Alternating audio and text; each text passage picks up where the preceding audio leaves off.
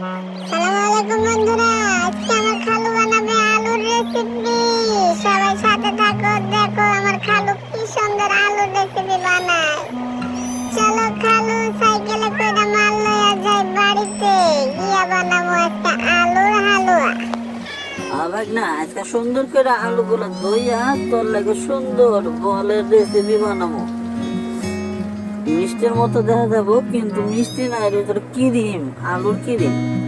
এটা প্রথমে ভালো করে সেদ্ধ করে লইয়া এরপরে সুন্দর করে মিক্সার দিয়ে ফিসালো লওয়ার পরে এর মধ্যে দুধের গুঁড়া দেবো দিয়া তারপরে হবো এটার বল। আচ্ছা খালু, এই দুধের গুঁড়া দিলে কি আলু খাওয়া যাবে? আমার কিন্তু খালি আলুই ভালো লাগে। চিন্তা করিস না বাইক না, এটা আজকে সেই স্বাদ বলে বাইক না যে খালি খাবি আর খাবি। দেখ সুন্দর বল বানাইছি। আচ্ছা খালু, আমি 3টা বল খাবো, তোমাদের দিমু 2টা, আর বাদ বাকিগুলো আমি সব বাক্সে ভরে রাখবো। আচ্ছা বাইক না, খাস তুই ভালো করে খা। তা এটা হয়ে গেছে, আমি 2টা খাই, তারপর তুই সব খায়া বাক্সে রাখা দিস।